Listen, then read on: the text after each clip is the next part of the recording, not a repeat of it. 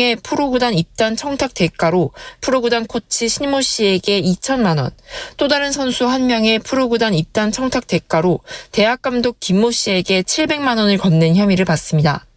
프로 입단을 시켜준다고 속여 선수 1명으로부터 2천만 원을 편취한 혐의도 영장 내용에 포함됐습니다.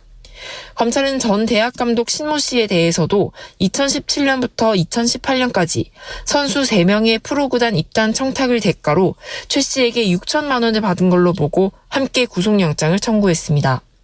이번 의혹은 검찰이 최 씨와 관련한 다른 사기 사건을 수사하는 과정에서 드러났습니다. 검찰은 지난달 22일 임 전 감독의 자택과 사무실을 압수수색하며 강제 수사에 착수했습니다. 최 씨가 여러 구단에 청탁했을 가능성도 열어두고 수사 중인 만큼 다른 구단을 포함해 축구계의 선수 선발 비리 의혹 전반으로 수사가 확대될 가능성도 열려 있습니다. KBS 뉴스 문예슬입니다. 축구 국가대표팀 수비수 김민재 선수가 기초군사훈련을 마치고 본격적인 이적 절차에 들어갔습니다. 주요 스포츠 소식 이유진 기자가 보도합니다. 지난달 15일 기초군사훈련을 위해 논산 육군훈련소에 입소했던 축구 국가대표 수비수 김민재가 오늘 훈련소에서 수료식을 마치고 나와 이적 절차에 들어갔습니다. 독일 프로축구 바이에른 뮌헨으로 이적할 것이 확실시되는 김민재는 메디컬 테스트를 받고 계약서에 서명만 하면 이적이 마무리됩니다. 지난해 이탈리아 세리에아 나폴리에 입단한 뒤 팀이 33년 만에 세리에아 정상에 오르는데 큰 역할을 한 김민재는 올여름 유럽의 명문 구단들로부터 영입 제안을 받아온 끝에 최종적으로 뮌헨을 선택한 것으로 알려졌습니다. 스페인 마요르카의 이강인도 파리 생제르맹으로 이적할 것이라고 스페인과 프랑스 언론들이 보도하고 있습니다. A매치 출전을 위해 현재 국내에서 훈련하고 있는 이강인은 파리 생제르맹과 이미 메디컬 테스트를 마친 것으로 알려졌습니다. 남자 테니스의 조코비치가 런던에서 열리고 있는 윈블던 테니스 대회 단식 2회전에서 1승을 추가해 메이저 대회 본선에서 개인 통산 350승을 달성했습니다. 역대 기록은 369승인 로저 페더러와 365승인 세리나 윌리엄스가 보유하고 있습니다. KBS 뉴스 이우진입니다. 김영호 통일부 장관 후보자가 19년 전 음주운전을 하다가 적발돼 처벌받은 것으로 확인됐습니다. 국회에 제출된 인사청문 관련 자료에 따르면 김 후보자는 대학 조교수였던 2004년 7월 음주운전을 하다가 경찰에 적발됐고 같은 해 11월 벌금 100만 원의 처분을 받았습니다. 이에 대해 김 후보자는 저의 불찰이며 국무위원 후보자로서 이유 여하를 불문하고 송구스럽게 생각한다고 밝혔습니다. 공정거래위원회가 대형 입시학원 등 사교육업체의 거짓 과장 광고 이용 10건에 대해 조사에 들어갔습니다. 한기정 공정거래위원장은 오늘 교재리필자의 수능 출제 이력을 사실과 다르게 기재한 표시 광고, 수능 출제진과의 유착관계를 암시하는 듯한 내용을 기재한 표시 광고 등에 대해 교육부로부터 조사 요청을 받았다고 밝혔습니다. 세월호 유가족을 향해 막말을 한 혐의로 기소된 차명진 전 국회의원이 유죄를 선고받았습니다. 인천지법 형사 14부는 오늘 선고 공판에서 차명진 전 의원에 대해 징역 6개월에 집행유예 1년을 선고하고 80시간의 사회봉사를 명령했습니다. 서울 강서구 빌라왕으로 불리던 전세 사기 피고인에 대해 법원이 징역 8년의 중형을 선고했습니다. 서울중앙지법 형사 20단독은 사기 혐의로 구속 기소된 이모 씨에게 징역 8년을 선고했습니다. 앞서 이 씨는 서울 강서구 일대에 470여 채의 주택을 보유하며 임차인 43명에게서 모두 84억 원의 임대차 보증금을 받아 가로챈 혐의로 재판에 넘겨졌습니다. 오늘은 전국에 가끔 구름이 많이 끼겠습니다. 동해안 지역에는 밤사이 열대야가 나타나는 곳이 있겠습니다. 내일은 새벽에 제주도부터 비가 오기 시작해 오후에는 남부지방에, 늦은 오후에는 충청 남부 지역에도 비가 내리겠습니다. 이번 비는 모레 오후부터 대부분 그치겠으나 전남과 경남은 모레 밤까지, 경남 남해안과 제주도는 글피 아침까지 이어지겠습니다. 예상 강수량은 전남과 경남, 제주도에 50에서 많은 곳은 150mm 이상입니다. KBS 라디오 저녁 종합 뉴스를 마칩니다. 아나운서 남현종이었습니다.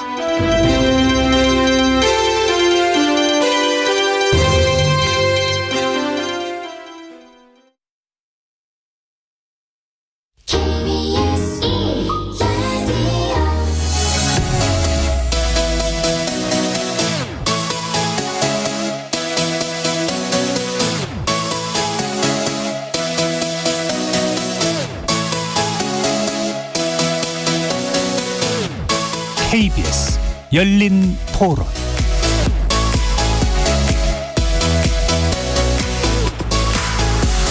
안녕하십니까. KBS 열린 토론 정준희입니다.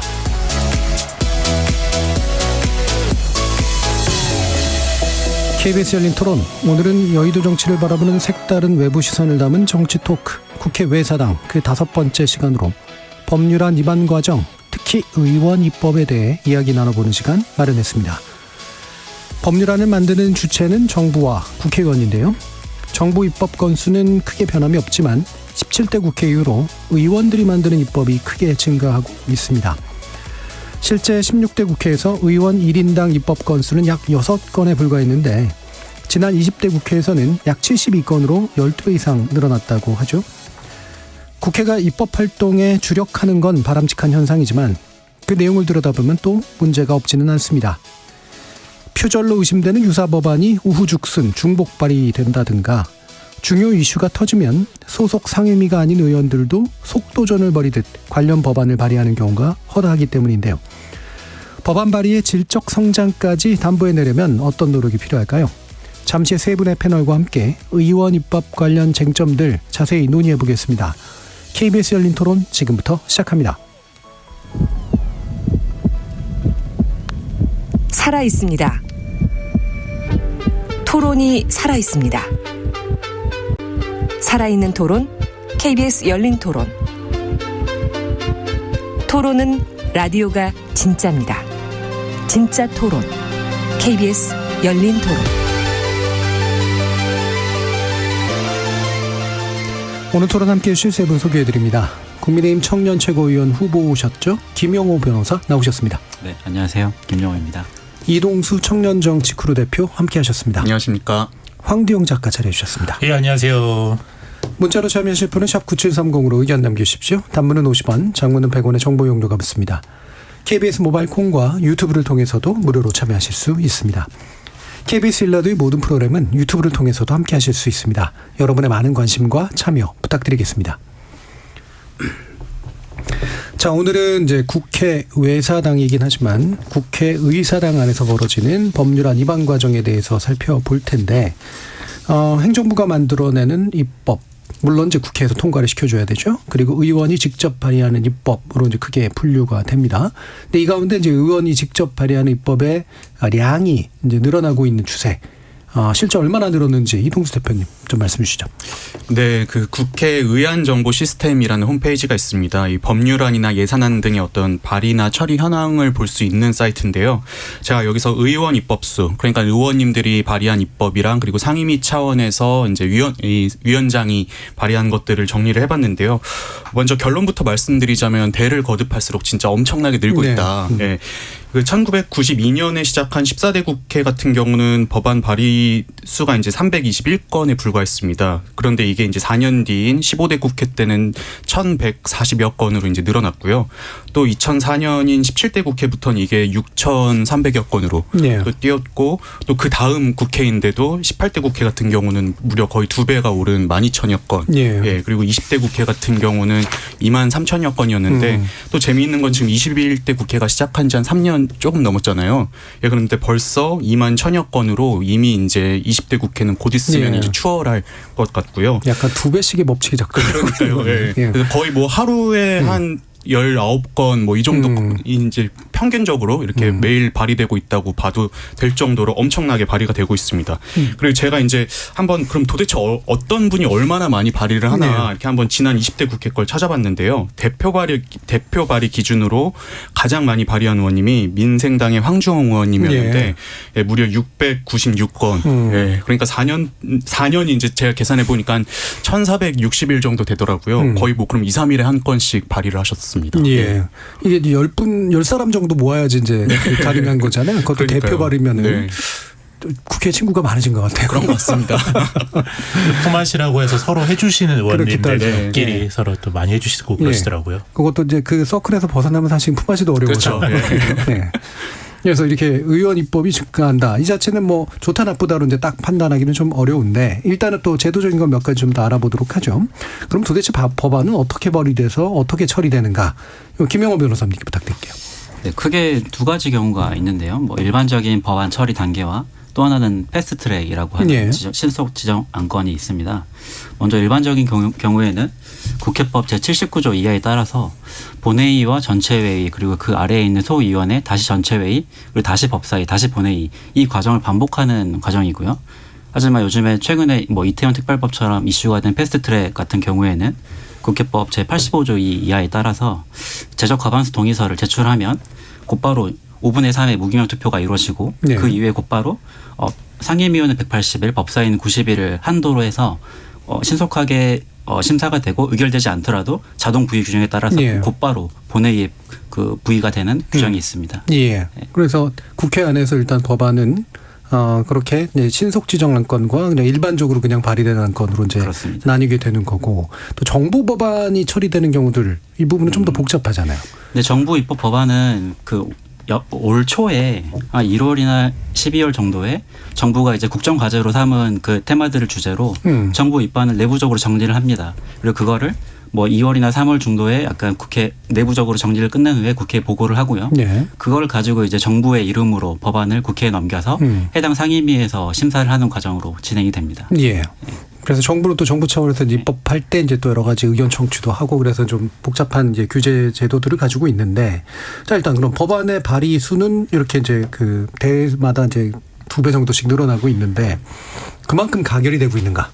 황교안 작가님. 그렇죠. 이제 20대 국회를 기준으로 하면은 이제 24,141건이 법안이 제출됐다고 이제 말씀해 주셨는데 예. 그중에 가결이라고 정확히 표시된 건 3,195건이라서 13.2%네. 우리가 이제 그 의안정보 시스템의 가결이라고 뜨지 않더라도 대안 반영 폐기라는 것들이 있는데 그건 이제 뭐 말씀하신 위원장 안을 만들 때 뭐 이것을 말 그대로 뜻을 반영해서 폐기한다라는 네. 것이기 때문에 사실상 가결로 인정하는 분이거든요. 그것까지 하면은 이제 8,799건 36%가 처리돼서 네. 뭐 20대 국회 같은 경우에는 3분의 1 정도가 처리되고 나머지는 이제 뭐 기한이 만료돼서 폐기된 것으로 볼 수 예. 있죠. 그러면 이렇게 그 폐기 그러니까 이런 대안 발의 폐기 방식이 아닌 사실은 거의 무시받는 방식. 자동 폐기라든가 네네. 뭐 이런 것들도 꽤 이제 되긴 할 텐데 혹시 뭐 그런 과정 속에서 뭐 보신 것 중에 좀 재미난 거 없나요? 글쎄요. 뭐 거의 모든 것이 폐기된다고 봐야 되는데 이게 그렇죠. 약간 3분의 2가 폐기되는 셈이니까. 그러니까 심사를 아예 정말 못해서 폐기가 되는 경우도 사실 있지만 이게 약간 우리나라 국회에 마무리 짓지 않으려는 그런 관행 네네네. 때문이기도 한데 이게 뭐 이 회기 내에 합의가 될 것 같지가 않다.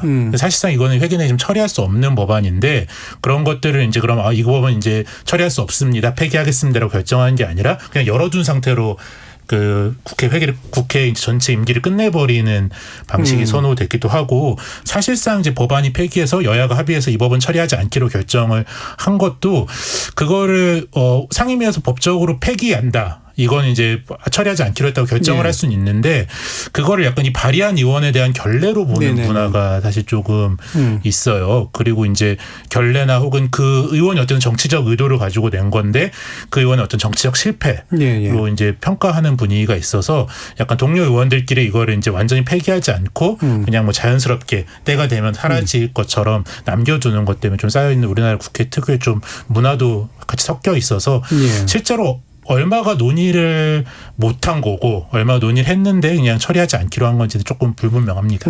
저는 약간 우선순위의 문제도 있는 것 같은데요. 되게 중요한 법안인데 국민들한테 이슈가 좀 안 될 것 같은 법안들도 사실은 있잖아요. 그렇죠. 근데 이런 법안들도 좀 논의가 돼야 되는데 이제 상임위마다 되게 큰 이슈에 휘말릴 때가 있습니다. 예컨대 네. 뭐 환노위 같은 경우는 최저임금 협상이라든지 뭐 등등 해가지고 과거에 뭐 블라인드 채용도 그렇고 근데 이런 법안들이 아무래도 이제 뉴스의 주목을 많이 받다 보니까는 이제 상임위에서 주로 다뤄지고 이제 후순위에 있는 법안들은 나중에 하다가 네. 말씀하신 것처럼 결국에 이제 임기 끝날 때까지 처리 못하는 경우도 좀 있는 것 같습니다. 그러니까 일부러 또 후순위로 미루는 경우들도 있을 테고요. 되게 약간 일반적으로 얘기하기는 어려운 게 너무 중요해서 계속 너무 중요해서 바로 결정을 못하고 계속 있겠죠. 밀리다가 이제 가령 뭐 국민연금 뭐 그런 것들은 진짜 전 국민의 관심사니까 함부로 다룰 수 없고 우리가 좀 신중하게 논의하자 하다가 4년 후딱 가버리고 또 선거하느라 바빠가지고 그러니까 오히려 굉장히 덩치가 작고 그냥 이견이 없는 법안들만 빨리빨리 처리하다가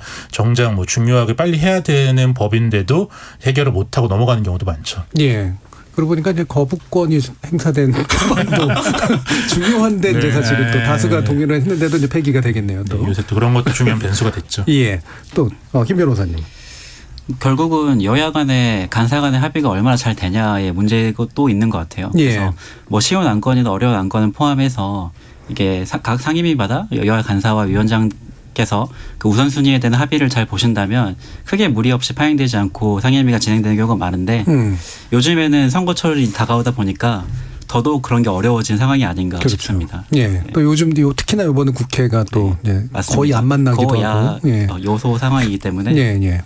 특히나 그런 것 같습니다. 그러면 이제 의원 입법에 대해서 이제 좀 더 논의를 해볼 때 일단은 긍정적인 면을 한번 좀 짚어주시면 어떨까 싶어요. 의원 입법이 늘어나는 것 자체, 뭐 양쪽으로든 또는 의원들이 좀 더 적극적으로 입법에 나서려고 하는 자세 이런 것들에서 어떤 긍정적인 면을 찾아주실까? 제가 찾는다는 표현하니까 좀 이상하긴 한데. 자, 이동수 대표님. 네.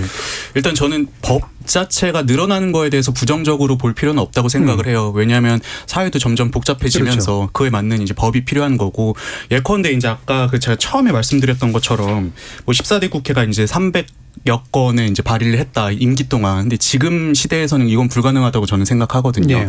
그만큼 이제 어떤 국회가 또 여러 분야에 관심을 갖고 다루고 있다는 점에서는 긍정적으로 볼 수 있는 것 같은데요. 근데 이제 우리 앞으로 오늘 얘기가 되겠지만 또 이제 함량 미달의 법안들이 나오는 데에서 저희가 좀 경각심을 가져야지 법 자체가 늘어나는 걸 부정적으로 볼 필요는 없다고 생각합니다. 네, 우리 국민들이 이제 법하면 이제 뭔가 때려잡는 규제로 거, 생각하고, 규제, 네. 처벌 이렇게 생각하니까 그러나 이제 국가 행위가 법이 없이는 이루어질 수 없기 때문에 법이 많아진다는 건 이제 국가가 해야 될 일들이 많아진다. 뭐 이런 뜻으로도 받아들일 수 있을 것 같고.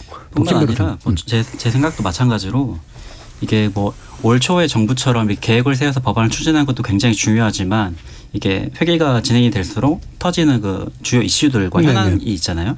그 현안에 대해 좀 신속하게 좀 대응하고 국회가 국민들과 소통한다는 측면에서도 이렇게 의원 입법이 많아지는 상황은 그렇게 부정적으로만 볼 수는 없다라고 저는 생각을 합니다. 예, 국회가 이제 대의기관이니까 민감한 것 이런 것들도 중요해 보이고요.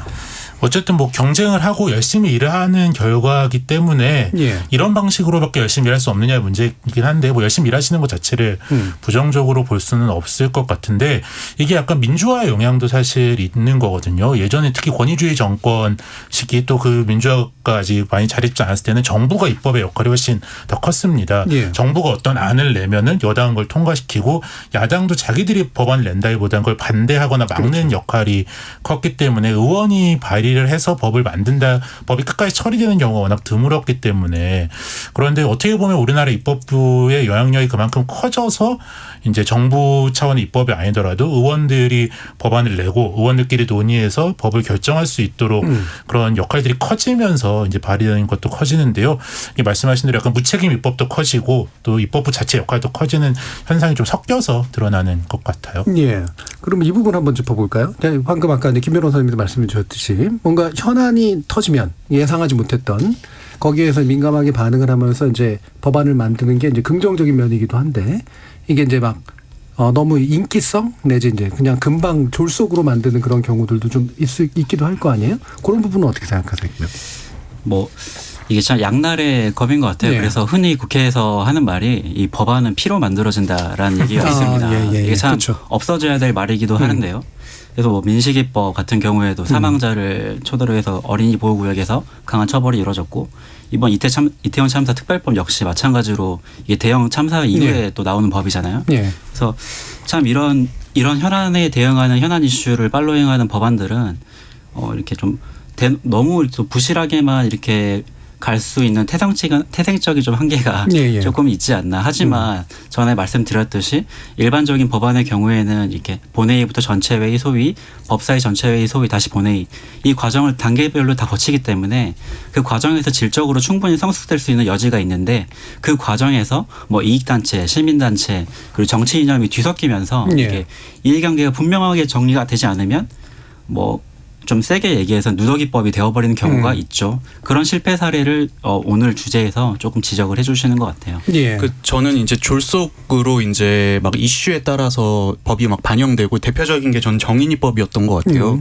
이 정인이법 그 사건이 이제 방송에 나간 게 2021년 1월 2일이었는데 이제 워낙 또 인터넷이나 이런 데서 파장이 컸잖아요. 그래서 이 부모로 인한 아동 학대를 예방해야 된다. 이 정인이법을 제정해야 된다. 목소리가 커졌는데 이 법이 본회의를 통과한 게 불과 일주일도 안 지난 1월 8일이더라고요. 그래서 거의 일주일 사이에 그럼 이 법을 어떻게 마련을 하고 통과까지 시킨 건데 그 사이에 이제 아동학대 처벌 등에 관한 특례법 일부 개정 법률안이 15개나 발의가 됐다고 합니다. 그러니까 의원님들이 이런 현안들이 터지면은 일단은 본인 이름 걸고 제가 이제 정인이법 발의했습니다. 이렇게 홍보 효과로서 이렇게 하는 거지 진짜 요 일주일 동안 15개나 법안을 쏟아내면서 이런 문제에 대한 진지한 고민이 있을까 하는 좀 우려가 있습니다. 예. 이게 일단 한 가지는 그 사실 뭐 이제 그 최근에 그 출생등록제 같은 것들 경우에 보면 사실 이게 이미 있었던 건데 이제 이게 맞습니다. 여론이 올라오니까 결국은 통과시킨 거니까 이런 거는 처리 과정이 비교적 짧다고 하더라도 어느 정도 논의는 이미 됐었던 거라서 큰 문제는 없을 것 같은데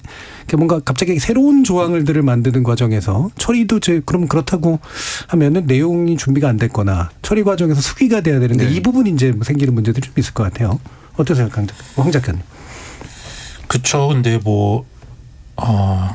그래도 이제 하늘 아래 또 새로운 문제가 없기 때문에 이게 묻혀 있더라도 지난 국회에서 처리되지 않은 것들이 있다거나 정부에서 이미 준비한 안들이 있다거나 그렇게 아주 막 진짜 갑자기 누구의 머리에서 나와가지고 처리되는 경우는 생각보다 많지는 않긴 하지만 그래도 이제 없다. 허술하게 될 가능성들이 있는데 그걸 긍정적으로 보면 반응성이 좋다. 우리나라 국회가 이제 문제가 있으면 빨리 처리하려고 한다라고 긍정적으로 평가할 수도 있는데 그러니까 평소의 사회적 문제들에 대해서 얼마나 대안들이 쌓여 있는가 그게 문제인 것이 어떤 사건이 일어나서 빨리 낸다라.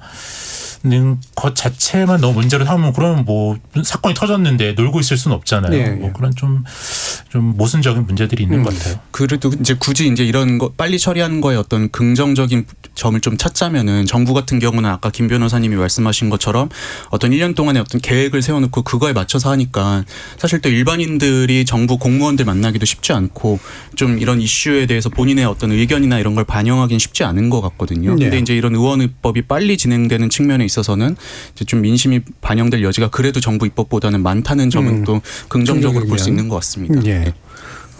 이게 이제 미디어 계통이나 이런 건 제가 이제 정책 관련해 보면 사실은 굉장히 변화가 빠른 분야이니만큼 실제로 또 많이 대비되어 있거든요. 근데 오히려 논의해서 누더기가 되는 경우가 많아요. 그냥 준비는 다 돼 있는데 준비된 걸 여러 가지로 섞다 보니까 이상한 짬뽕이 돼가지고 그래 반드시 또 처리 과정이 또 반드시 합리적이나 또 이런 문제도 좀 있긴 할 것 같고 어쨌든 그래도 이제 민감하게 발의해서 뭔가를 여론에 대응하도록 만드는 것 그리고 후속해서 이제 보완하면 제일 좋은 문제일 텐데 그냥 까먹어지는 건 문제가 있어서도 크겠죠. 자 그러면 이제 이렇게 이제 좀 신속 발의하거나 의원 입법을 많이 하게 되면 결국은 보좌관들이 힘들지 않겠습니까? 보좌관들이 많이 이른바 이제 속된 말로 굴러야 될 텐데 실제로 경험들을 해보시지 않으셨어요? 그렇죠. 전 지난번 출연에서도 얘기를 했던 것 같은데 행정안전위원회를 굉장히 오래 해서 거기 이제 오만 안전사고들이 다 모이는 상임이다 보니까 안전사고를 바로 대응해야 해서 입법을 내면서 나도 조금 이게 좀 고민을 더 해봤으면 좋겠는데라고 해서 급하게 하고 그러니까 거의 한 3, 4일 만에 입법을 하고 발의를 하고 의원들끼리 모아서 하는 것도 있고 그게 또 누구 의원이 이미 장사를 이렇게 언론에다 했는데 그 다음날 내면은 장사가 안 되잖아요. 그러니까 그거를 눈치껏 하루라도 빨리 해야 되기 때문에 그런 눈치도 많이 보게 됩니다. 어떤 경우 있어요, 김 변호사님? 보좌관을 필두로 해서 이렇게 의원실 전체가 이제 현안 이슈에 대해서 대응을 하는데요.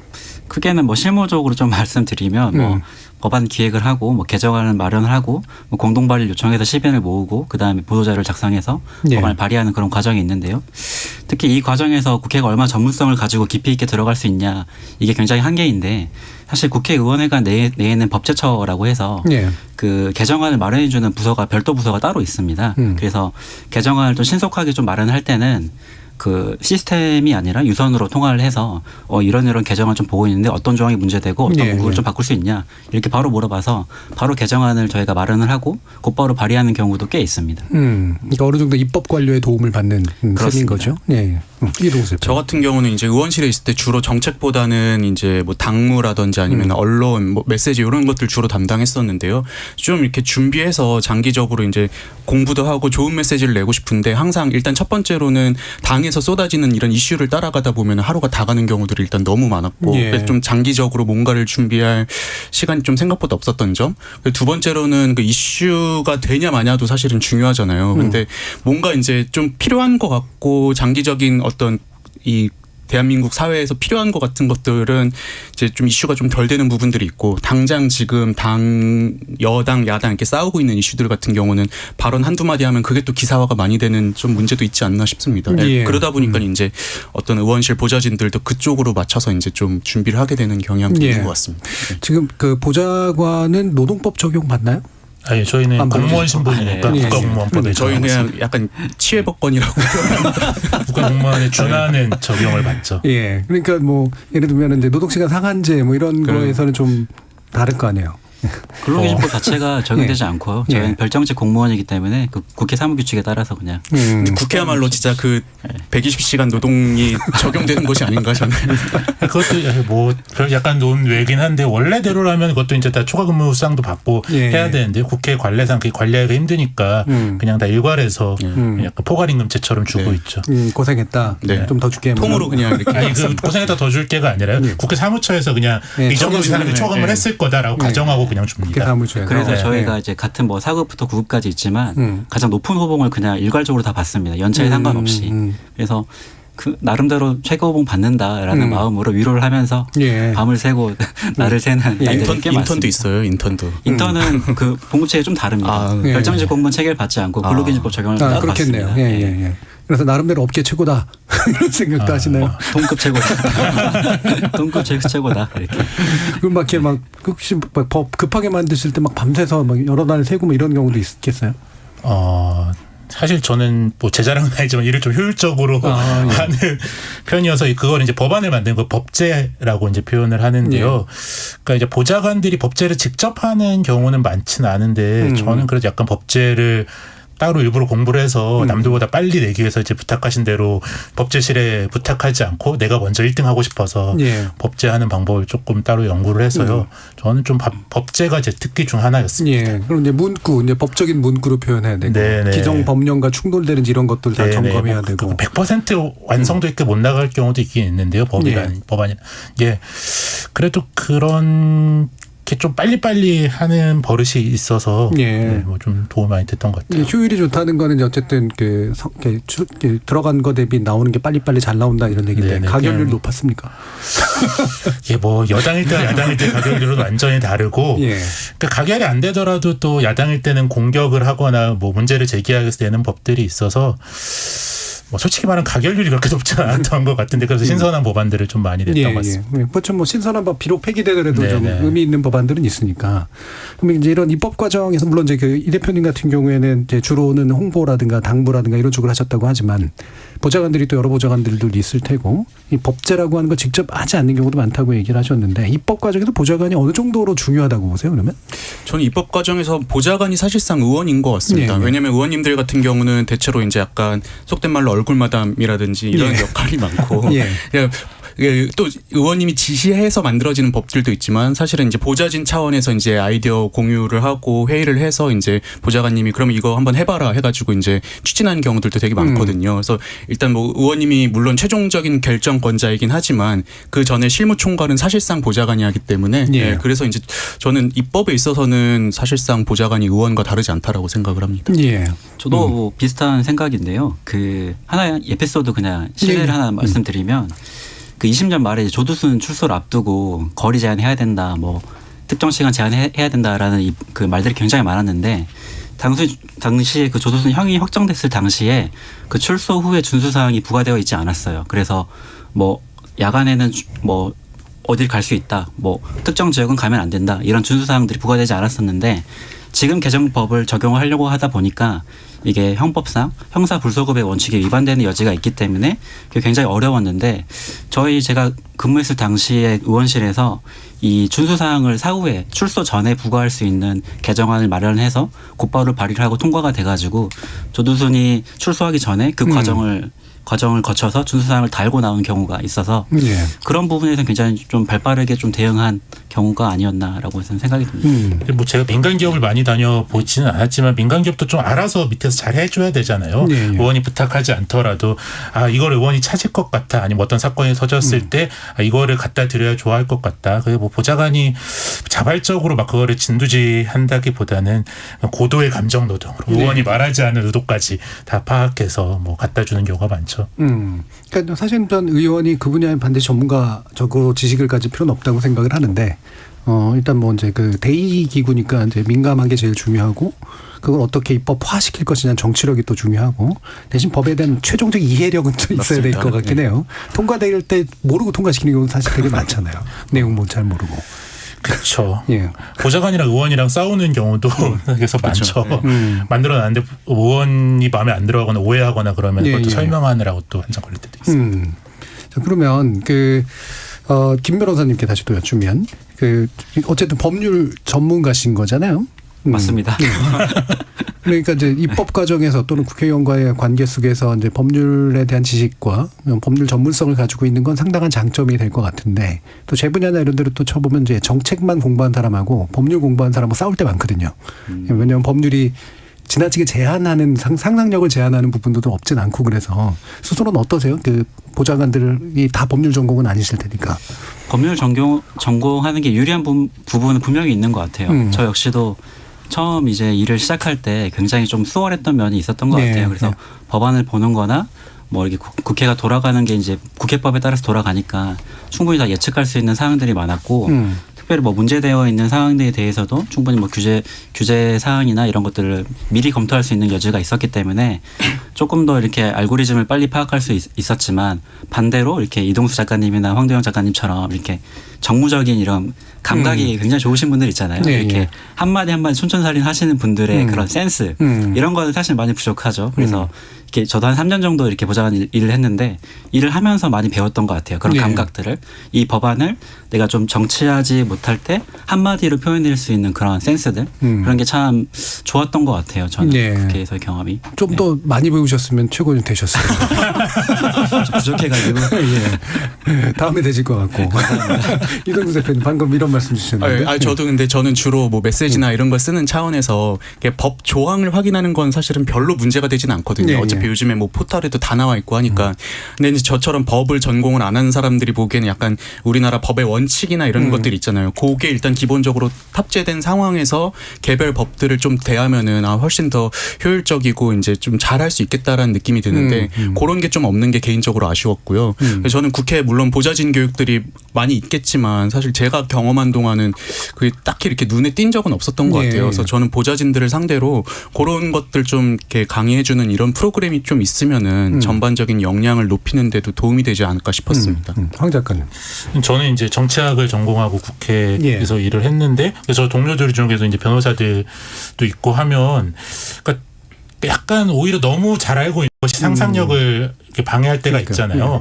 여기서 약간 그래 나도 이게 뭐 법제적으로 조금 문제가 있고 나중에 가면 이게 개정되거나 뭐 이 부분에 빠져야 될 것 같은 아는데 그래도 내가 여기서 하고 싶은 말은 이거야라는 걸 법안을 통해서 표현을 해야 되는 거 저도 법안은 하나의 글에 가깝다고 저는 생각하는 편이어서 이게 나중에 통과될 때 더 따지더라도 예. 발의되는 단계에서는 조금 더 자유롭게 의견이 표출돼야 된다고 보는 입장인데 변호사 자격이 있는 그런 동료들은 봐도 말이 안 되니까 이게 자기 어떤 법률가로서의 이 정합성에 그래서 이건 말이 안 되는 것 같다라고 한참 뭐 논쟁도 하고 예. 뭐 그랬던 기억이 있습니다. 예.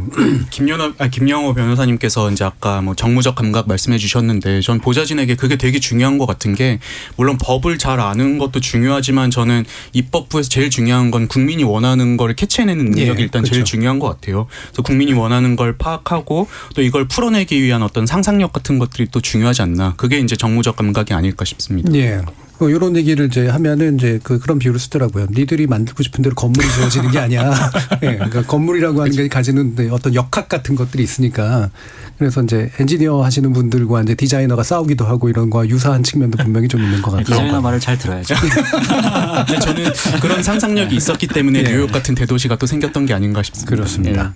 자, 그러면 이제 부실 입법 문제를 가지고 이제 몇 가지 좀 더 얘기해 볼 텐데, 이동수 대표님이 보시기에 좀 어떤 이건 참 부실한 사례인 것 같아라고 생각되는 경우 있을까요? 뭐 부실한 사례라고까지 해야 될지는 잘 모르겠는데 저는 일단 민식이법을 한번 생각해 봤는데요. 이제 그 어린이 교통사고 스쿨존에서 이제 어린이 교통사고가 나고 나서 그때 이제 또 그때도 온라인에서 엄청난 화제가 됐잖아요. 근데 이게 또 마침 시기가 총선 직전이어가지고 그 의원님들이 이제 부랴부랴 우리가 이제 민식이법 제정해야 된다. 근데 이제 이게 민식이법이 좀 빨리 처리는 됐는데 또 과하다는 논란이 그 이후에 일어났고 실제로 또 뭐 초등학생들이 뭐 민식이 놀이를 한다 아니면 뭐 부모가 뭐 과도한 어떤 합의금 같은 걸 요구했다 이런 사례들이 올라오면서 약간 좀 이제 비판의 대상이 또 되기도 했었던 것 같습니다. 근데 이제 이게 이제 그 운전자들이 일부 운전자분들께서 이 민식이법이 너무 처벌이 과하다 해가지고 헌법 소원을 이제 좀 청구를 하셨는데요. 근데 이제 이게 올해 초에 합헌 결정이 나긴 했습니다. 합헌 결정이 나긴 했지만 이제 위헌이라고 소수 의견을 내신 분도 계셨는데요. 이은혜 재판관님께서 이 과실범인 운전자에 대한 지나친 형벌 강화는 운전자의 경각심을 높이기보다는 운이 없어서 처벌받게 됐다라는 어떤 부정적인 인식을 확산시킬 우려가 있다. 그리고 이 민식이법을 제정하는 과정이 좀 뭐 어떻게 하면 도로 사정을 좀 더 어린이 친화적으로 만들지 이런 고민 같은 건 빼고 단순히 그냥 형벌을 높이는 쪽으로 이렇게 한 거는 좀 문제다라고 이제 지적을 해주셨어요. 그래서 저도 이 부분에 있어서는 어느 정도는 공감을 하는 편입니다. 네. 뭐 개별 법에 대한 논쟁보다는 그렇죠. 어떤 사례 중심으로 좀 얘기해 보면 어떨까 싶은데 황 작가님은 어떤 거? 네, 뭐 사실 법이란 게 법안을 안 찍어도 상관없습니다. 법안이 워낙 많아서 근데 이게 법안 논의를 하다 보면은 정부나 혹은 뭐 국회 사무처에서도 굉장히 신중해서 여러 문제점들을 지적을 하는데 그러니까 좀 입법을 하고 싶은 사람 입장에서는 너무 문제 제기를 많이 한다라고 느낄 때가 있어서 근데 그게 오히려 계속되다 보면 어떤 일이면 정부나 국회 사무처에서 문제 제기를 안 해주면은 문제를 캐치를 못하고 넘어갈 때도 있어요. 그러다 보니까 그러니까 평소에 정부가 이렇게 좀 느슨하게 해줬으면은 더 문제 제기를 할 수도 있었을 거를 정부도 문제 제기를 안 하니까 이거는 그냥 뭐 괜찮은 건가 보다 하고 넘어갔다가 나중에 예상치 못한 여론에 뭐 반발에 부딪히고 특히 어떤 새로운 물건에 대한 법, 뭐 새로운 현상에 대한 법들은 그러니까 이 미래를 예측하고 만들어야 되는 법이잖아요. 지금 뭐 AI 관련해서 입법 단창 논의 중인데 그런 것들이 진짜 제일 어려운 것 같아요. 사실 뭐 그거를 뭐 낙관적으로 보는 사람도 있고 비관적으로 보는 사람들이 있는데 어느 정도의 선에 맞춰서 입법을 해야 되나 그런 것들이 항상 제일 어려운 부분인 것 같습니다. 저도 마찬가지로 이렇게 새로운 기술이나 신사업에 대한 시장이 열리게 되면 이게 여러 시행착오는 뭐 입법부도 당연히 겪는 거라고 저는 생각을 합니다. 그래서 요즘 전동 킥보드 문제가 좀 있는데요. 이게 지금 법률안뿐만 아니라 국토부에서 마련한 그 시행령에서도 굉장히 문제가 많이 돼요. 그래서 처음에는 헬멧을 써야 된다. 그 다음에는 헬멧 안 써도 된다. 다시 이제 써야 된다. 이렇게 시행령이 3차례 바뀌었어요. 이 과정 역시 뭐 전문성이 있다고 보이는 행정부에서조차도 시행령을 개정하는데 시행착오를 겪는 걸 보니까 이게 참 이게 어쩔 수 없는 좀 과정 중에 하나도 되지 않나라는 생각이 들고 오히려 이렇게 국회나 행정부라는 이런 거대한 조직이 좀 신속하게 이렇게 여론에 맞춰서 이렇게 하나하나씩 이렇게 대응해 나가는 것 자체가 또 어떻게 보면 또 장점이기도 하지 않나라고 생각이 듭니다. 저는 그 의원님들이 관례적으로 2년마다 상임위원회 바꾸잖아요. 그것도 약간 좀 문제가 아닐까 싶은데요. 이게 그 정부 부처 같은 경우는 공무원 조직이 뭐 경직됐다고는 하지만 이분들이 그래도 그 분야에 대해서는 계속 갖고 가기 때문에 되게 엄청 이제 공부도 많이 하시고 전문가인 경우들도 많은데 근데 의원실 같은 경우는 이게 또 2년마다 멤버가 바뀌거나 아니 그 상임위원회가 바뀌고 혹은 그 안에서도 이제 구성원이 자주 바뀌다 보니까는 좀 장기적인 안목에서 뭔가를 준비할 시간이나 어떤 물리적인 어떤 환경 자체가 좀 조성이 안 되는 게 아닌가 싶습니다. 그럼 여야를 다 경험해 보신 셈이죠. 그렇죠. 의원이 이제 여당일 때와 야당일 때 법을 만드는 자세에서 좀 차이가 좀 있습니까? 통법부가 된다거나 뭐 이런 거 없습니까? 아무래도 여당일 때는 무게감이 좀 더 크고 이게 실제로 통과되어야 하고 내가 내 마음대로 입법을 발의를 했다가 정부에 또 누가 될 수도 그럴 수 있죠. 있어서 정부가 반대하는 거를 하려면 진짜 큰 용기가 있고 내가 아직 대놓고 이제 정부의 반기를 들겠다라는 거다니까 그런 오히려 자유롭지 못한 측면이 있고요. 야당일 때는 오히려 개별 의원들 입장에서는 조금 더 신나게 입법을 할 수 이렇게 통과할 가능성과는 좀 별개로 다양한 상상력을 가지고 사회에 대해서 대안을 제시할 수 있는 것 같고 뭐 여당일 때는 정부와 협의를 많이 해야 돼서 좀 갑갑하다 오히려 그런 느낌이 들 때도 있어요. 그렇겠네요. 네. 네. 뭐 맞습니다. 예. 그래서 뭐 여당은 사실 이제 국정과제를 실현시켜야 되는 책임이 있기 때문에 뭐 정부 입법 물론 정부 입법을 좀 보완하려고 하는 의원 입법들을 좀 주력할 수밖에 없고 사실 이제 정부 입법 자체가 내부적으로는 그 전문성 있는 부처에서 외부 영역까지 거쳐가지고 제정을 하고 나서 국회에 나오는 거기 때문에 상당한 이게 신뢰성이 굉장히 높습니다. 예. 그래서 그런 부분에 대해서 의원님들도 되게 신중하게 바라보면서 이게 필요하다라는 것을 심사를 하기 때문에 여당일 때는 좀 더 굵직한 이런 법들 또 야당일 때는 뭐 지역구나 또 현안에 좀 맞춰가는 그런 정무적인 법들을 좀 주력하시는 것 같습니다. 예. 그 행정 뭐 입법이 사실 전문성이 높은 건 사실이긴 한데 이게 이제 우리나라 대통령제이게 사실인데 방금 같은 건 사실 내각제에서 많이 나타나는 특징이잖아요. 그러다 보니까 좀 미국 같은 건 아예 그 의원들만 입법할 수 있는 그런 제도이기도 하고 그래서 좀 재밌기도 하다라는 생각이 드는데 혹시 이 대표님 의견 있으세요? 그 미국 같은 경우는 제가 뭐 미국 정치를 직접 가서 보진 못했지만 이 특징이 이제 상임위원회가 되게 발달이 돼 있어서 상임위원회 차원에서 일단 그렇죠. 교통 정리를 좀 한번 해주는 게 있어서 그래도 인구수나 이런 거에 비해서 법안이 우리나라만큼 많지는 않은데 우리나라 같은 경우는 보면은 여야는 물론이고 같은 당 같은 상임위원회 의원님들 안에서도 교통 정리가 안 되는 경우들이 되게 많거든요. 그래서 저는 이 부분은 좀 상임위원회 역할이 좀 커져서 적어도 막 비슷한 법안 쪼개기 가지고 내고 아니면은 막 여러 명이 한 이슈에 대해서 달라붙고 이런 문제는 좀 해결해야 되는 게 아닌가 하는 생각이 좀 들었습니다. 예. 그럼 김영원 변호사님께 이 부분 묻고 일부러 맞춰야 될 것 같은데 국민의힘 보좌진 협의회에서 세상이 바꾸는 입법이 바꾸는 세상을 출간했다고 해요. 전 내용을 읽어보진 못했습니다만 나름대로 또 좋은 경험이 담겨져 있을 것 같은데 어떤 내용일까요? 뭐 다 이름만 들어도 아실 법안들일 것 같아요. 뭐 코로나19 손실보상법이 예. 있고 임대차 3법 또 있고 N번방 방지법 또 타다 금지법 이렇게 이름만 들어도 어떤 법인지 충분히 예측할 수 있을 만한 법안들이 많았고 이 법안들이 시행된 지 얼마 안 되었기 때문에 그 부분에 대한 과정을 좀 추적하는 예. 책이라고 저는 알고 있습니다. 예. 그러면 그 입법 과정에 대한 경험도 담겨 있고 평가도 담겨 있고 뭐 이런 건가요? 맞습니다. 그리고 이 중에서 저는 하나 좀 아쉬웠던 게 코로나19 손실보상법이에요. 예. 이게 작년 문재인 정부 때 이제 추진된 법안인데 이게 끝까지 손실보상이 되지 소급 적용이 되지 않았어요. 그렇죠. 그런 부분이 좀 굉장히 좀 아쉬운 부분이 있고 타다금지법 역시도 이게 신산업 자체를 좀 규제로 막아서 버리는 그래서 타다 자체가 없어져 버리는 그런 좀 비상식적인 결론을 도달했기 때문에 그런 부분에 대해서 저희가 국회에서 충분히 좀 반성하고 좀 제발 막기 위한 그런 과정이라고 저는 생각합니다. 예. 그 나름대로 여야 합의로 통과된 법이기도 한데도 예. 알겠습니다. 자, 1부를 통해서 의원 입법의 증가 과정 그리고 그것이 가지고 있던 긍정적인 측면 그리고 일부의 또 부정적인 측면들을 좀 전반적으로 짚어봤고요. 이어지는 2부에서 어떤 법안들을 만들면 좋을까? 그리고 어떤 절차적인 어떤 필요성들이 있을까 이런 부분을 좀 이야기 나눠보도록 하겠습니다. 여러분은 지금 KBS 열린 토론과 함께하고 계십니다. 네, 지금까지 여러분이 보내주신 문자들 소개하고 가겠습니다. 김호국님, 실적 때문에 우후죽순 법안을 발의하는 일부 의원들 한심합니다. 유튜브 청취자 최기용님, 유권자 입장에서 정말 필요한 법을 외면하는 현실에 안타깝습니다. 고 노회찬님이 발의하셨던 국회의원 특활 비공개법 살려냅시다. 임동우님, 젊은 패널들의 의견 참 좋네요. 그런데 이런 젊은 정치인들이 제도권에 들어가 지금의 초심을 유지할 수 있을지 그 부분이 걱정이네요. 9619님, 공공기관 다녔었는데요. 국회 가서 기존 법안에 은는 이가 같은 조사만 바꿔서 발의한 의원 이야기를 들은 적이 있습니다.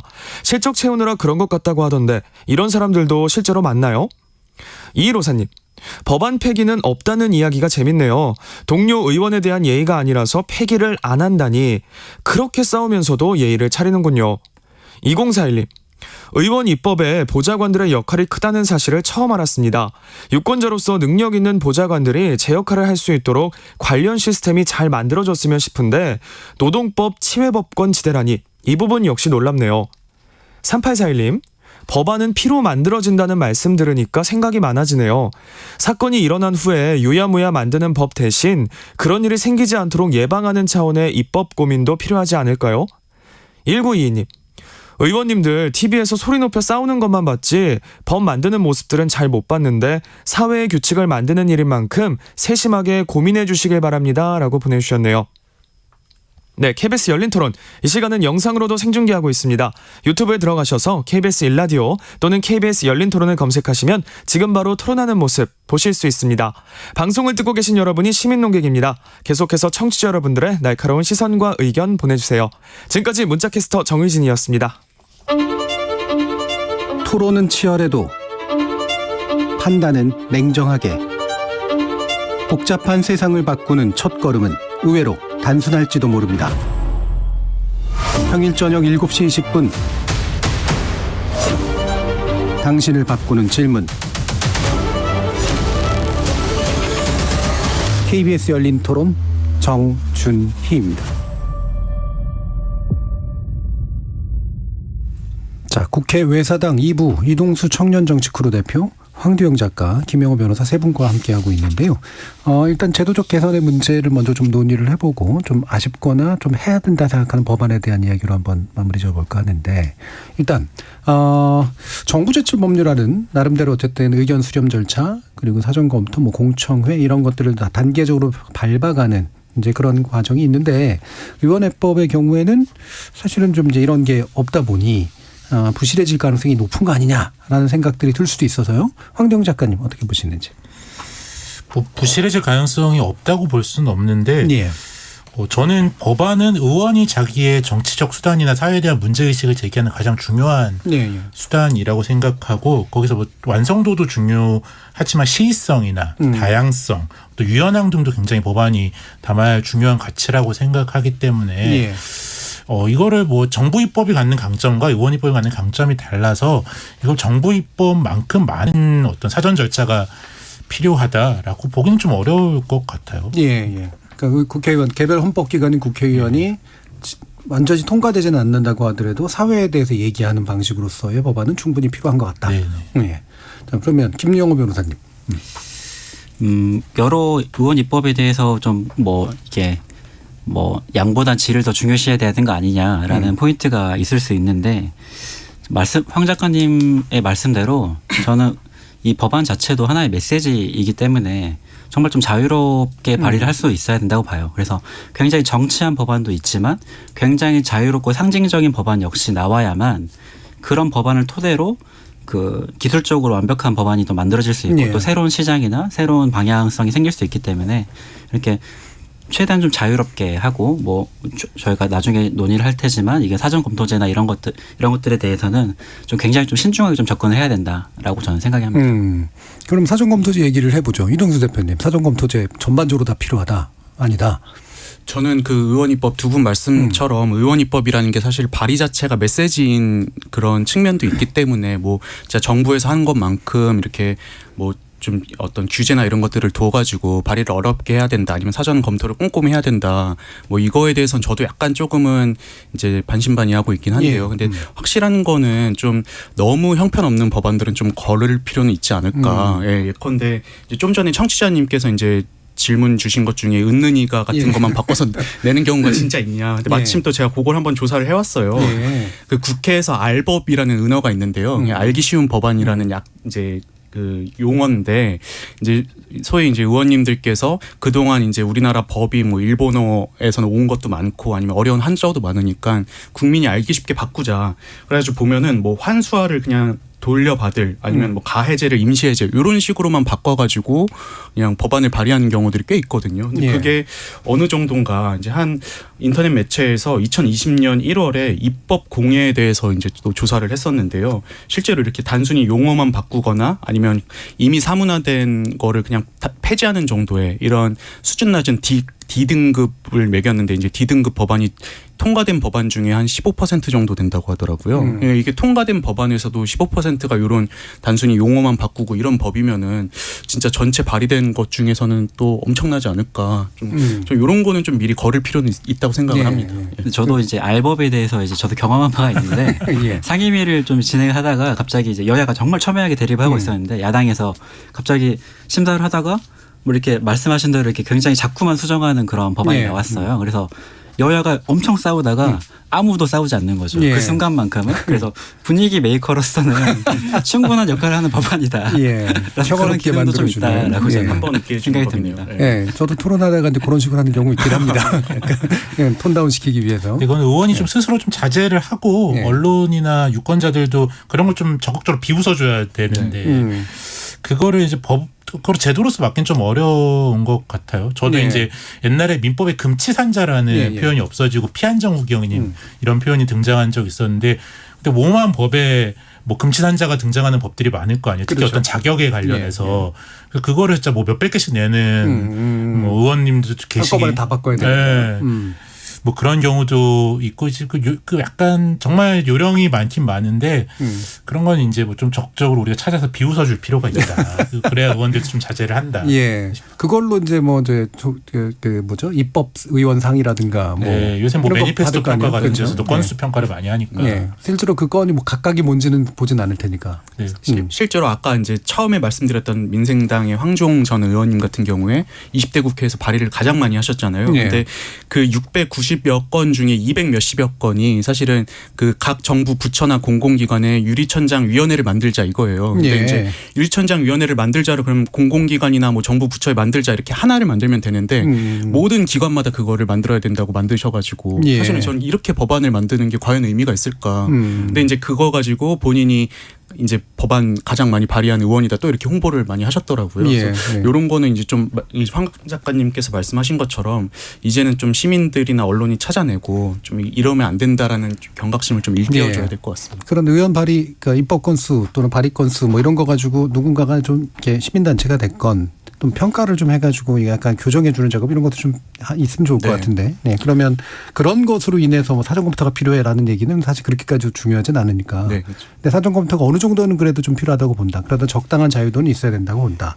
김 변호사님, 그 외국 사례나 이런 거 비교해 보면은 일관된 게 뭐 있는 것 같지는 않긴 합니다만. 예. 네, 뭐 영국의 뭐 영향평가 제도나 독일의 입법평가 제도가 있는데 뭐 두 제도 모두 이렇게 의무적이나 필수적인 사항은 아니고 뭐 권유나 지침 예. 정도의 수준이고 만약에 이 사전 검토 제도를 우리나라에 도입한다고 했을 때 지금 국회에서 통과된 법률도 대통령실에서 거부권을 행사해서 3분의 2의 의결을 요구하고 있잖아요. 예. 하지만 그럼 그 전 단계로 그 국회에서 법안을 발의하고 나서도 이렇게 사전 검토 제도가 있다면 저는 이게 사실상 뭐 대통령의 법률안 거부권처럼 네. 이렇게 풀이 거부권이 아닌가라는 생각이 들어서 이게 사법부가 입법부의 그 법안을 심사하는 거는 상권분립 제도 아래에서는 헌법에 맞지만 같은 입법부 내에서 그 임명직 공무원이 선출직 헌법기관의 그 입법권을 이렇게 제한한다는 것 자체가 예. 위헌적인 소지가 굉장히 높다라고 저는 생각이 듭니다.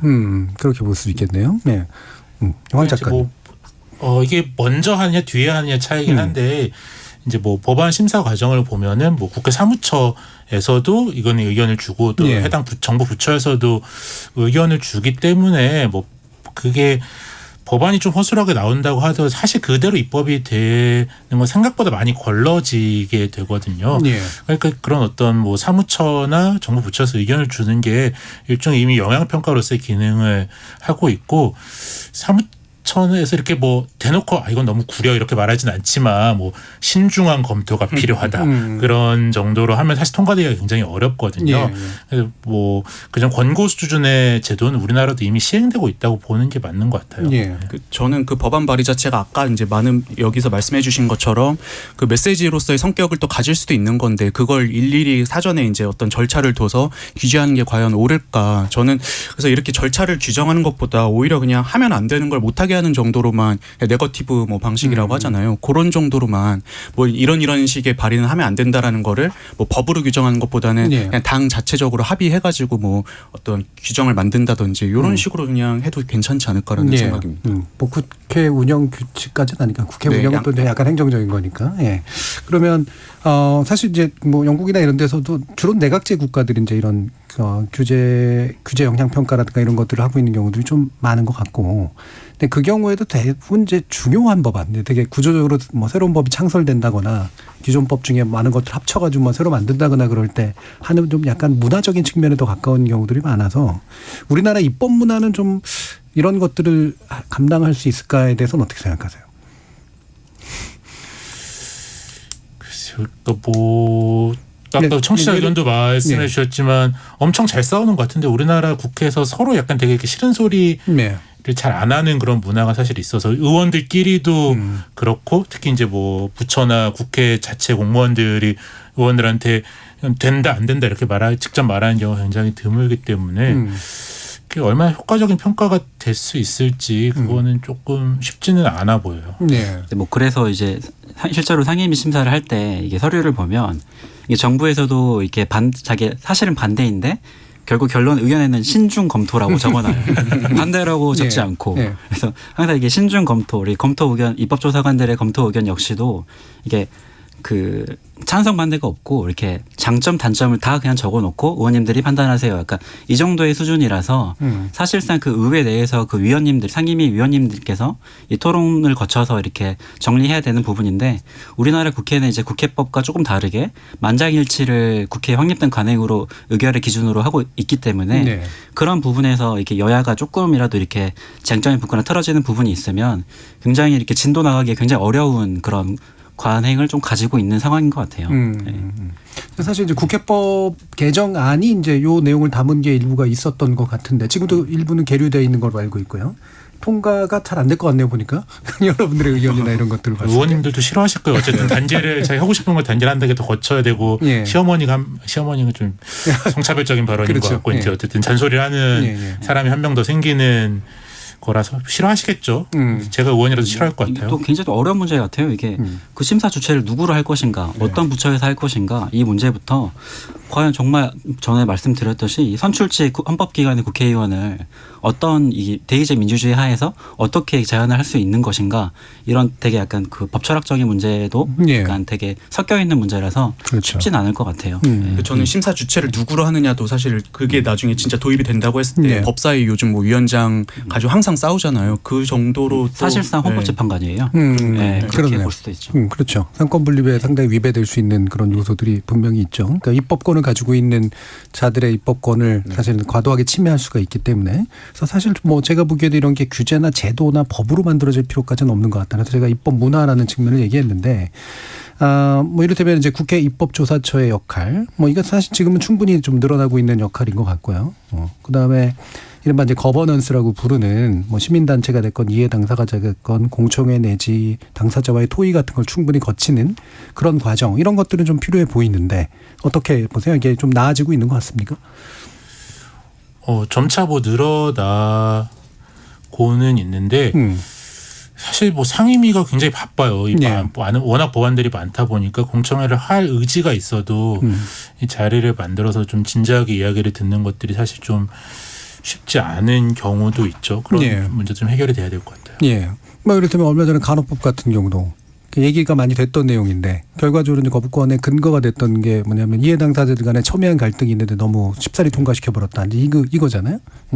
뭐 이제 요 법안을 가지고 얘기하는 건 물론 아니고. 예. 맞습니다. 그래서 이게 국회라는 기관 자체를 표현할 때 이게 이해 충돌의 용광로라고 그렇죠. 라고도 부르잖아요. 그래서 정말 많은 이해관계가 충돌이 되고 특정 현안에 대해서 이슈에 대해서도 찬성 논리가 있으면 반대 논리도 분명히 있거든요. 그래서 양쪽의 의견을 다 듣고 어떻게 이거를 수정 합의를 하냐. 이 문제가 굉장히 많이 부딪히는데 이제 직전에 이제 우리가 코로나19 손실보상법을 가지고 이 법안에 대한 공청회를 헌정사상 처음으로 진행을 했었어요. 그래서 그런 만큼 이 공청회나 청문회를 연다는 것 자체가 그렇게 막 일반적인 경우는 아닌데 이런 부분을 조금 더 기술적으로 좀 간편하게 진행할 수 있는 제도가 좀 보완이 된다면 조금 더 국민 눈높이에 맞는 법안들이 좀 신속하게 통과될 수 있을 거라고 저는 생각이 듭니다.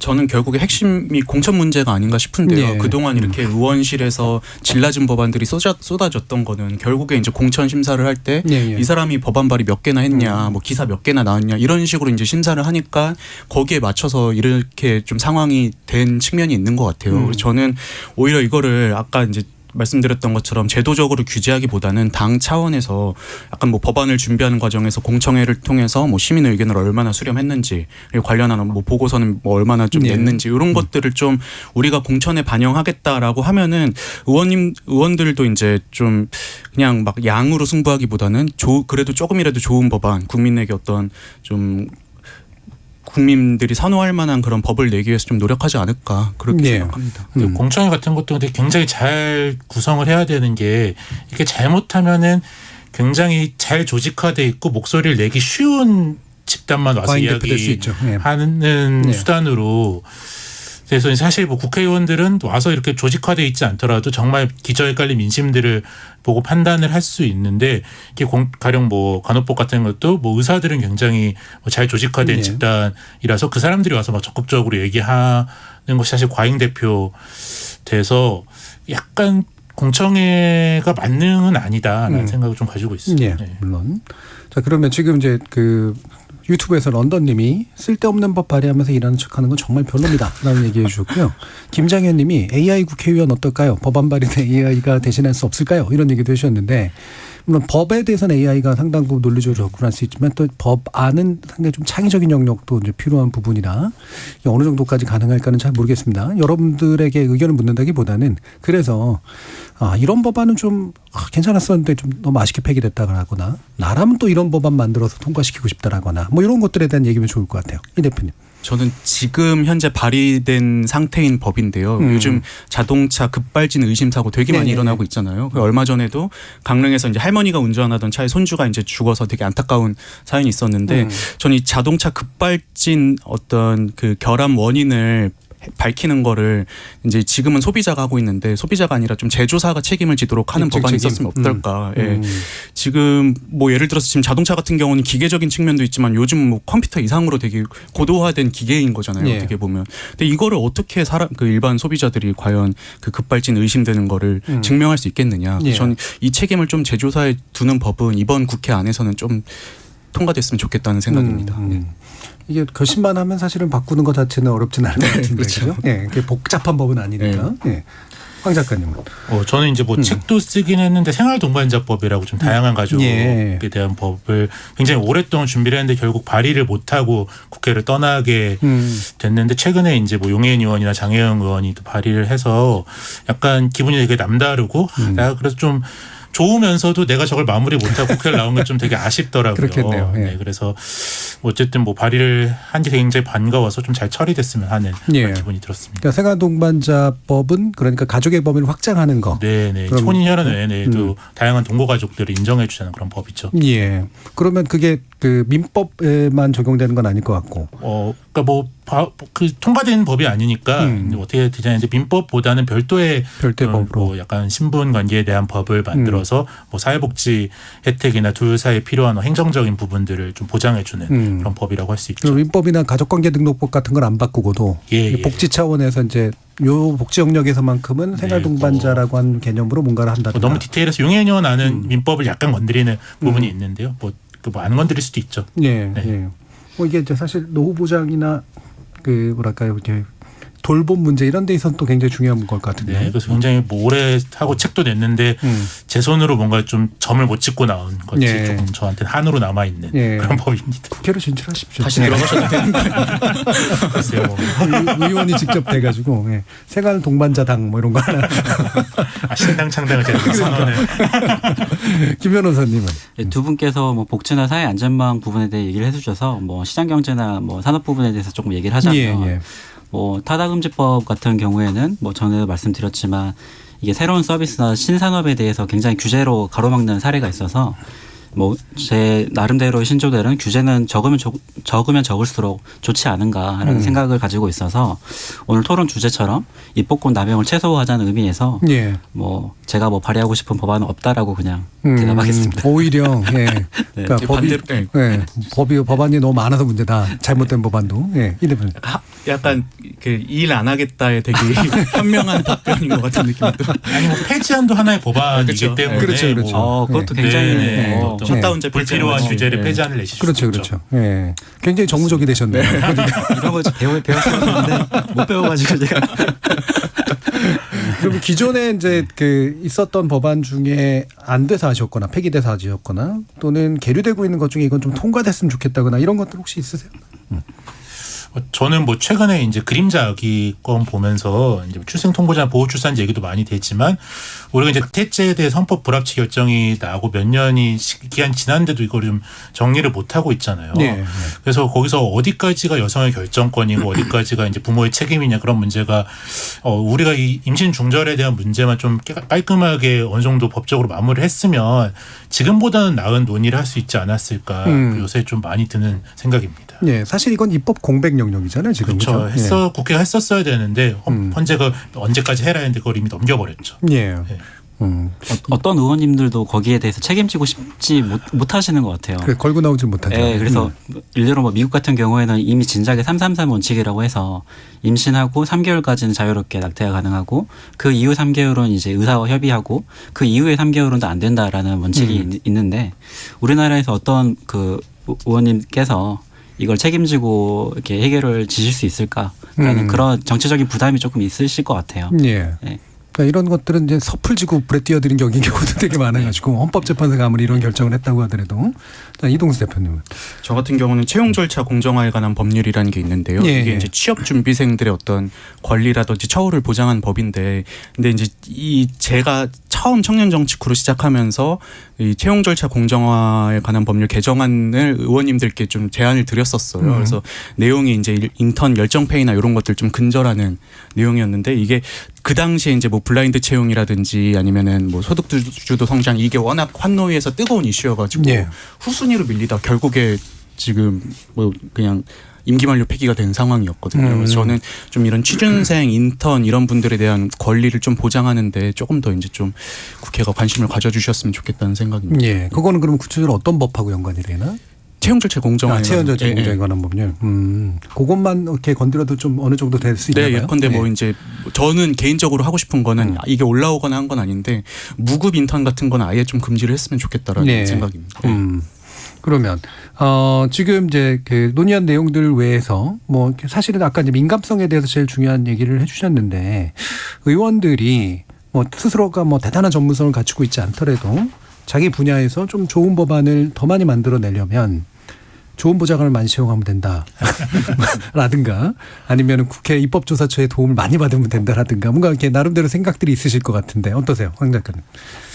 전 좀 다른 차원의 문제인데 의원과 의원도 그렇고 보좌관도 그렇고 술을 좀 덜 마셔야 된다. 예. 근데 이게 뭐 개인적으로 술을 많이 마셔서 뭐인 게 아니라 덜 정무적이 되라는 이런 얘기네요. 그 뭐 지역구를 관리하기 위해서 마셔야 되는 술의 양 그리고 그렇죠. 네. 낮 시간에도 시달려야 되는 숙취가 너무 많아서 근데 우리가 선거 제도가 언제 논의가 되다가 어느 순간부터 완전히 사라졌잖아요. 그렇죠. 이제 약간 너무 시간이 짧게 남았다 그런 건지 이제 뭐 지역구 관리가 약간 너무 의정 활동의 측면에서 보면 소모적인 측면이 커서 그러니까 뭐 국회 한정된 자원 인력을 너무 많이 소모하고 있다. 예. 그것만 조금 어떻게 개선해서 할 수 있어도 훨씬 더 우리가 정책 논의를 하는데 많이 시간과 기력을 쓸 수 있을 것 같아요. 예, 표밭을 다지기 위해서 써야 되는 지나친 시간들. 네, 예. 그래서 선거 제도가 좀 기본적으로 좀 바뀌어야 될 측면이 있는 것 같아요. 선거제도가 좀 그렇게 바뀌어야 뭔가 의원들이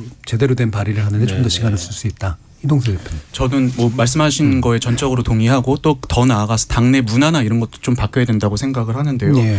예컨대 지금 보좌진 9명 두고 있는 것도 사실은 이런 정책 같은 것들 좀 열심히 더 이제 보좌진 투입해서 개발해라 약간 이런 의미가 있는 것 같고 동료 의원 10명 이상의 동의 받는 것도 일단 동료 의원들한테 이 내용에 대해서 검토를 받아봐라. 예. 입법조사처도 사실은 이미 있고 전 제도들은 이미 다 완성이 되어 있는데 이게 이제 점점 요즘 말로 뭐 흑화된다고 하잖아요. 그러니까 좀 좋은 방향으로 쓰이지 못하고 소모적인 대로 쓰이고 있는 게 가장 큰 문제인 것 같아요. 예. 예컨대 아까 말씀드린 것처럼 지금 막 좀 질 낮은 법안들, 좀 스팸 메일 같은 법안들이 너무 많다 보니까는 이게 지금 보좌진도 여기에 시달리고 네. 동료 의원들은 그냥 서명해서 줘버리고 입법조사처는 이것도 담당하느라 또 이제 허리 휘고 이런 상황이라서 저는 좀 여러 이 원내 정당들이 좀 자율적인 어떤 합의에 의해서 좀 우리가 이제 이런 거는 좀 개선하자 이런 좀 선언 같은 걸 좀 해야 되는 게 아닌가 예. 그런 생각이 듭니다. 그런 걸 잘하는 데에 표가 가야지 사실은 맞습니다. 그런 게 바뀌는 예. 건데요. 그죠? 시민의 역할도 중요한데. 김 변호사님. 저도 이동수 작가님 뭐 연장선상에서 정말 이렇게 협치가 그래서 중요한 것 같아요. 이렇게